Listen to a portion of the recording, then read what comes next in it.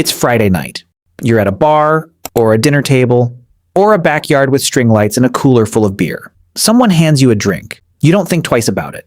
You clink glasses. You laugh a little louder than usual. It feels normal. It feels human. Here's what almost nobody tells you. You weren't the first one to feel that buzz. Not even close, not by a long shot. Long before beer, long before wine, long before humans built the first city, planted the first seed, or even learned to speak in full sentences, something in a forest millions of years ago was already getting drunk. And the strangest part? Scientists think the taste for alcohol might not be something humans invented at all. It might be something we inherited. So the question isn't really, when did ancient humans start drinking? The real question is much stranger. Did we start drinking, or were we already drinkers before we were even human? To understand this, you have to picture a world with no bottles, no barrels, no breweries, just a forest floor. Millions of years ago, somewhere in ancient Africa, ripe fruit falls from the trees. It lies there in the heat, and within hours, something invisible starts happening to it. Wild yeast, floating in the air, living on the fruit's own skin, begins eating the sugar inside. As it feeds, it produces a byproduct, ethanol, alcohol. The fruit doesn't just rot, it ferments. Now here's the problem. If you're a small primate living in that forest, fermented fruit should be dangerous. Alcohol is a poison. It disorients you. It slows your reflexes in a world full of leopards and snakes.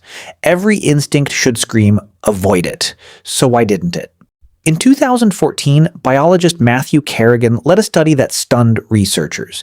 His team looked deep inside primate DNA, chimpanzees, gorillas, and our own ancient ancestors, and found something remarkable hiding in a single gene called ADH4.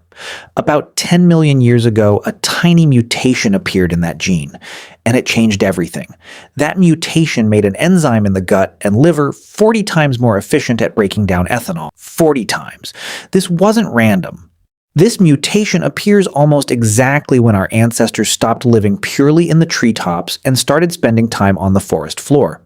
The exact place where fallen, fermenting fruit collects. In other words, natural selection didn't just tolerate alcohol, it rewarded the ability to process it. The animals that could handle a little ethanol got extra calories from fruit too ripe for others to eat safely. They didn't get poisoned.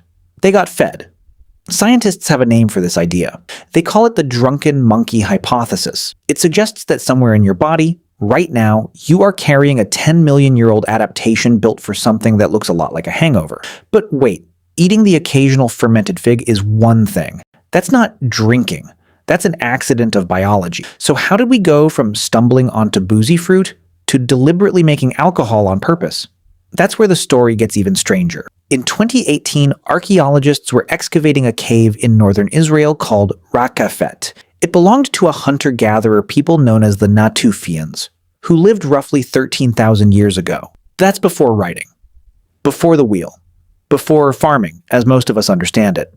Inside stone mortars carved into the cave floor, researchers found something unmistakable: residue of starch that had been deliberately soaked, heated, and fermented. Not by accident, on purpose, with repeated practiced steps. It was beer. Possibly the oldest deliberately brewed alcohol ever discovered. Here's the detail that gives archaeologists chills. The mortars weren't found in a kitchen, they were found in a graveyard, next to burial sites, alongside human remains. This wasn't a drink for washing down dinner.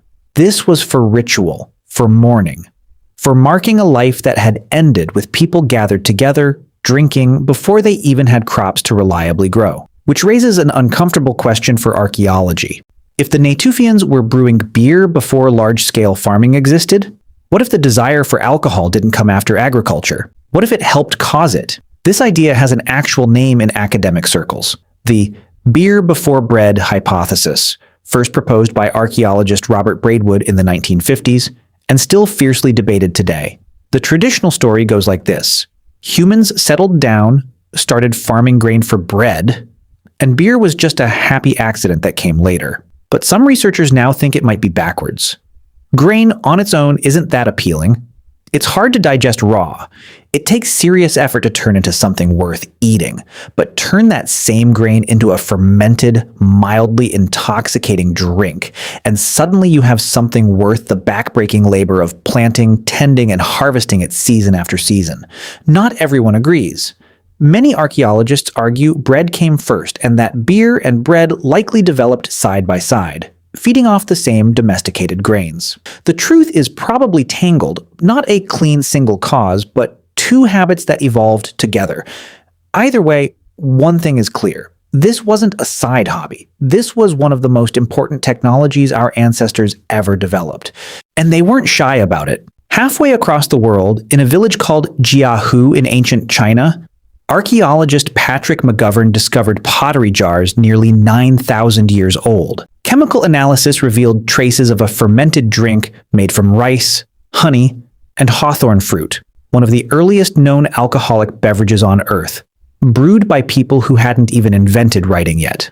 In ancient Egypt, thousands of years later, laborers who built the pyramids weren't paid only in bread. Records show they received rations of beer, sometimes several liters a day. In Sumer, one of the oldest hymns ever written down wasn't about a king or a god of war. It was written to Ninkasi, the goddess of beer, and it literally functioned as a recipe, describing how bread was crumbled, soaked, and fermented into something sacred enough to praise in verse. Across separate continents, separated by oceans and thousands of years, unconnected human societies independently arrived at the exact same idea. Ferment something. Share it. Build meaning around it. That's not a coincidence. That's a pattern. And patterns like that usually point to something deeper than taste. So here's the theory that ties all of this together. One researchers now take seriously. Alcohol may not have simply been a pleasant discovery. It may have been social glue. Alcohol lowers inhibitions. It softens suspicion between strangers. Anthropologists studying hunter-gatherer and early farming societies suggest that shared drinking rituals may have helped unrelated groups build trust fast. The kind of trust needed to trade, to intermarry, to cooperate on something as massive as building a city or defending a territory. In a world without contracts or courts, sharing a fermented drink around a fire might have been one of the earliest forms of a handshake, which means that 10-million-year-old gene mutation and that 13,000-year-old graveside beer and that pyramid worker's daily ration might all be chapters of the exact same story. A species that got a small evolutionary edge from tolerating alcohol slowly turned that tolerance into ritual, turned that ritual into economy, and turned that economy into civilization itself.